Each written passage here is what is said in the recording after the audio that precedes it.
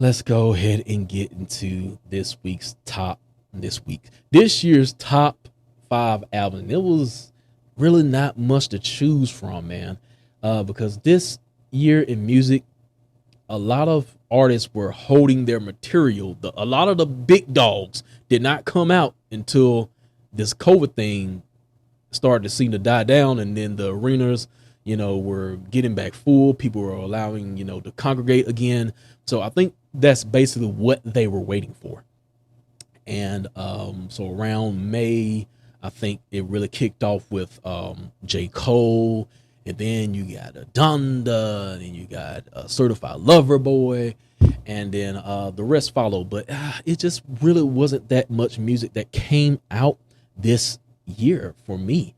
And I had a struggle. Usually I do 10, but I can't come up with 10 because I really didn't listen to much. Some stuff I tried to listen to last minute was Nas King's Disease. I still got to listen to that a little bit more. A lot of people said that was good. Also his new album that just came out, Magic. But I never really was a big Nas fan anyway, so I just don't rush to his music like that. And also Tyler the Creator, call me if you get lost. If you get lost, call me, or something like that. But yeah, so those are some things that I did listen to, but I just it just wasn't enough time for me to really, listen to it so I can put it on the list, so to say. So before I even get to, oh yeah, I forgot to speak on this.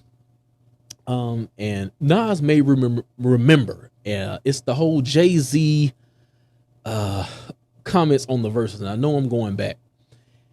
He said that nobody can stand up to him in a verses. If Jay-Z don't go somewhere, man, you ain't that damn great. So a lot of people say Lil Wayne, definitely. That'd be a nice little North versus South type deal. But I think Lil Wayne can hold it. Lil Wayne has a lot of hits. I would say he has more hits than Jay. Be honest. But of course, a lot of people bring up Nas. So a lot of people probably want to see that, with the history and everything like that. DMX was another name, but of course he's passed away. And Kanye, pop, yeah, I can see Kanye. Kanye got some albums. From Graduation is probably my favorite album from Kanye. Then of course you got his first two albums before that. A lot of people like 808's Heartbreak, consider that classic. So definitely Kanye. But yeah, it's some folks that can go up against Jay. So I think Jay just a little bit big headed. And then he says something about Beyonce was bigger than Michael Jackson. Boy, if you don't get up out of here. Anyway, so now let me get back to these albums. Okay. So before I start with my five, let me start with some letdowns.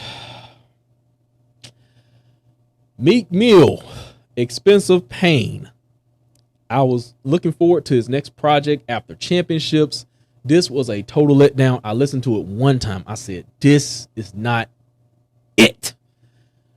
And Meek Mill is the king of intros. I'm like, ooh, let me see what fire intro he got on this album. And I was just like, okay. Then I listened to another song. I'm like, okay.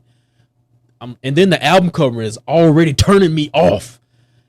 I was just like, you know what, man? This is not for me. So Meek Mill was the letdown of the year. So let's go ahead and get into the top five so I can wrap this thing up. Coming in at number 5, and I had to put this because I didn't even have a number 5, and this was the only album that I've listened to recently, was Rick Ross, Richer Than I Ever Been. I gotta listen to it some more, but it's some smooth beats on there. I think Ross is a little past his prime. Honestly, I haven't been into any of his albums since Mastermind. But Triller is probably my favorite. Triller, Mastermind, Port of Miami. Then the rest of his stuff is just kind of so-so. But this one, I think he picked it back up. Some nice beats on here. But yeah, Rick Ross' new album coming in number 5. Number 4, I'm gonna have to go with uh, I don't want to do this to you, Cole, but I gotta go with the off season. I really haven't been back to it since it came out, and like I said in my review, I just don't think it's it don't feel like a complete album. It feels like, it's called the off season. I think I used this analogy last time.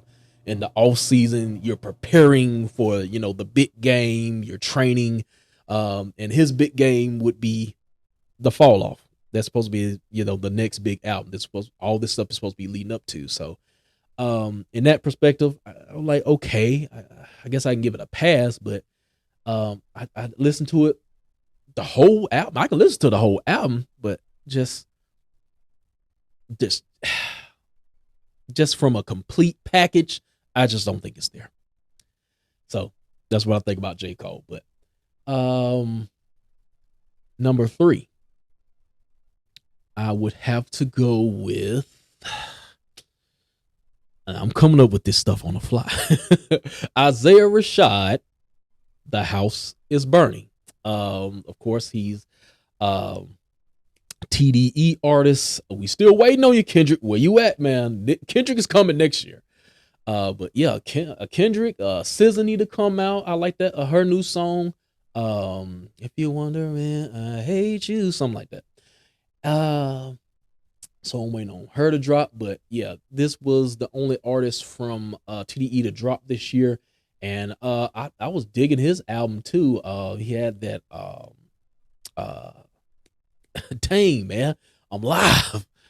Project Pat was all over the place this year. He was on the Verzuz. He was on Drake's album. He had some good verses this year. So if I got to give verse of the year to somebody, I would probably say Project Pat, feature of the year. But yeah, Project Pat was everywhere. I think he did his thing this year. He did this thing on this album as well. The House is Burning. More of my style, real vibes, vibe like music. There's a couple turn up tracks on there, but it's more of a smoker's album. Even though I'm not a smoker, it's a smoker's album. A lot of lo-fi laid back tracks on there. Going into number 2, Certified Lover Boy. Certified Lover Boy will probably be number 2. I love the tracks on there. I love the 90s sampling, of course. I played Daddy's Home at the beginning of the show during the countdown. That's probably one of my favorite songs on there. And it's a lot of good tracks on here. Knife Talk. At first, I wasn't feeling Knife Talk, but then I was listening to it some more. I think it's that Project Pat. Like I said, he had the feature of the year. Knife Talk is cool. The verse with Jay-Z, I like that track. That's okay. I'm having a hard time remembering that whole album because it's way too many tracks. That's one of the downfalls of it. It was too many tracks. If you cut some, it would have been an even better album. But the thing that took it down for me was the whole trying to save strippers anthem going on here. It seemed like every song, that's what it was about. About saving somebody. I'm like, okay, Drake, man, you sing about the same stuff all the time. So that was CLB. So number 1, and this by an inch. Dun dun dun dun dun. Donda by Kanye West. And I didn't think I was gonna like this album at first, and then but I do. With the whole gospel infused hip hop tracks. But yeah, I'm on 10% battery. Y'all gotta hurry this up.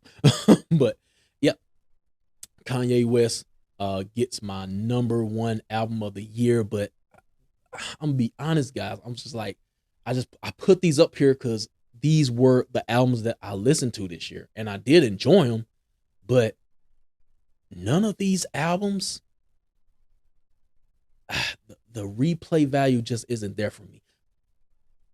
I say, with the exception of The House is Burning, with Isaiah Rashad. So maybe I should have moved. Maybe my numbering is wrong. Maybe I'm playing to the crowd and I'm putting the popular artist at the top. Maybe I should give Isaiah Rashad number one. But I don't know, man. But yeah, yeah, those are my albums this year. But I just felt like it was kind of a slow year for music, and maybe it'll pick back up next year. Who knows? But if they start shutting stuff down again, I think these artists gonna start holding back on to their music. But I don't know. I'm looking forward to some Kendrick. If Kendrick drops next year, I'm telling y'all, number one next year is gonna be Kendrick. But last year it was The Weeknd. If he drops something, Kendrick could have some competition. The Weeknd dropped something this year.